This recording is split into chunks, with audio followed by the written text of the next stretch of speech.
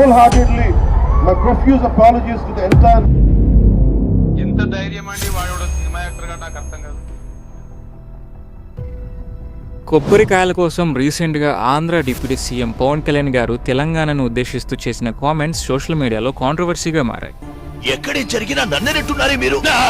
దీనికి రిప్లైగా Telangana political leaders, Telangana ప్రజలు పవన్ కళ్యాణ్ పై fire అవుతూ తెలంగాణ రాష్ట్రాన్ని కించపరిచేలా మాట్లాడిన మాటలకు సారీ చెప్పకపోతే తన సినిమాలను బ్యాన్ చేస్తామని స్ట్రాంగ్ వార్నింగ్ ఇవ్వటం, మరోవైపు తెలంగాణలోని అన్ని పొలిటికల్ పార్టీస్ పవన్ కళ్యాణ్ నోరుని అదుపులో ఉంచుకుని మాట్లాడాలని చెప్పడం, ఇలా ఎంతో మంది తెలంగాణ ప్రజలు పవన్ కళ్యాణ్ పై ఫైర్ అవటం వెనుకున్న డీటెయిల్డ్ రీజన్స్ ఈ వీడియోలో చూసేద్దామా?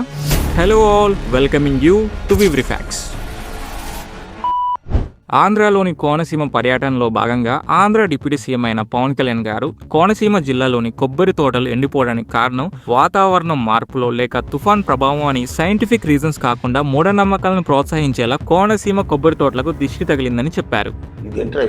ఒక రాష్ట్రానికి సంబంధించి ఉన్నతాధికారి పదవిలో ఉన్న పవన్ కళ్యాణ్ గారు ఇలా మూఢనమ్మకాలను ప్రోత్సహించేలా మాట్లాడడమే మొదట తప్పు అయితే, దానికి తోడు ఆ దిష్టి పెడుతుంది పొరుగు రాష్ట్రమైన మన తెలంగాణ అనడంతో మొదలైంది ఈ కోనసీమ కొబ్బరికాయల కాంట్రవర్సీ. సరిపోయింది, హీరో విలన్ కొట్టుకుని కమెడీని చంపేసినట్టు నా మీద పడతారేంటి?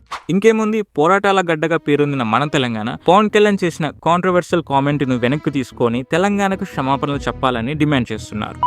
తెలంగాణ సినిమాటోగ్రఫీ మినిస్టర్ అయిన కోమటిరెడ్డి వెంకటరెడ్డి గారు పవన్ కళ్యాణ్ తక్షణమే అన్న మాటలకు క్షమాపణలు చెప్పకపోతే తన సినిమాలను తెలంగాణ అంతటా బ్యాన్ చేస్తామని స్ట్రాంగ్ వార్నింగ్ ఇచ్చారు. కళ్యాణ్ గారు బేషరతుగా క్షమాపణ చెప్పితేనే తెలంగాణ ప్రజలు క్షమిస్తారు. మరోపక్క తెలంగాణలోని బీఆర్ఎస్ పార్టీ నుంచి కల్వకుంట్ల కవిత గారు పవన్ కళ్యాణ్ గారిని ఆంధ్ర రాష్ట్రంలో డిప్యూటీ సీఎం హోదాలో ఉన్నప్పుడు నోరు అదుపులో పెట్టుకుని మాట్లాడాలని, అంతేకాక తమ పార్టీ తెలంగాణ సాధించడానికి ఎంతో కృషి చేసిందని చెప్పుకొచ్చారు. సినిమా యాక్టర్ అయిన పవన్ కళ్యాణ్ ఆనాటి నుంచి ఈనాటి వరకు మనకు వ్యతిరేకమే. ఇవాళ కూడా ఆయన మాట్లాడుతున్నాడు, తెలంగాణ నాయకుల దిష్టి కళ్ళతోని కోనసీమ పాడైందంటున్నాడు. తెలంగాణ యువత కూడా ఫ్యానిజం చూపించకుండా తమకు సారీ చెప్తేనే తన సినిమాలను తెలంగాణలో సెలబ్రేట్ చేసుకుంటామని సోషల్ మీడియాలో పోస్టులు వైరల్ చేస్తున్నారు. ఇదిలా ఉండగా తమ ఆంధ్ర రాష్ట్రంలోని opposition party members Pawan Kalyan గారిని ఒక కమెడియన్ గా ఫ్రేమ్ చేస్తూ కొబ్బరికాయలపై చేసిన కామెంట్స్ కి నవ్వుకుంటున్నారు. కోనసీమలో తెలంగాణ వాళ్ళ దిష్టి తగిలే చెట్లని, కొబ్బరి చెట్లని చచ్చిపోతున్నాయి అని చెప్పాను. రీజన్ ఒక డిప్యూటీ సీఎం హోదాలో ఉన్న వ్యక్తి మాట్లాడాల్సిన మాటలు కాకపోవడమే కారణం. అంతేకాక ప్రజల్లో మూఢనమ్మకాలను ప్రోత్సహించేలా ఆ మాటలు ఉండటంతో నవ్వుకుంటున్నారు. ముఖ్యమంత్రిగా అన్నాడా లేకపోతే ఏమన్నా చేతబడి చేసేటువంటి అతను ఏమంటారండి, బ్లాక్ మ్యాజిక్ ఏమంటారు? మరోవైపు పవన్ కళ్యాణ్ కు మద్దతుగా కొంతమంది ఫ్యాన్స్ ఈ వీడియోని సోషల్ మీడియాలో పోస్ట్ చేస్తున్నారు. సారీరా, నిన్న చెప్పావుగా, మళ్ళీ ఏంటి? మళ్ళీ కొట్టడానికి సారీరా, సారీయే, సారీరా, సారీరా, సారీరా, సారీరా, సారా 5-6 సారీలు తీసుకోదా? యాంటీ ఫ్యాన్స్ ఏమో పవన్ కళ్యాణ్ పాస్ట్ కాంట్రవర్సీలు అన్నిటిని మళ్ళీ ఒకసారి టచ్ చేస్తున్నారు. I am an unapologetic Sanatani Hindu.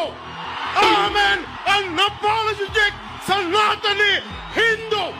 ఏదేమైనప్పటికీ ఒక స్టేట్ ని ఉద్దేశించి ఇంకో స్టేట్ కి సంబంధించిన డిప్యూటీ సీఎం ఇలా మాట్లాడటం కరెక్ట్ కాదు. దీనిపై మీ కామెంట్ ఏంటన్నది కామెంట్ సెక్షన్ లో చెప్పండి.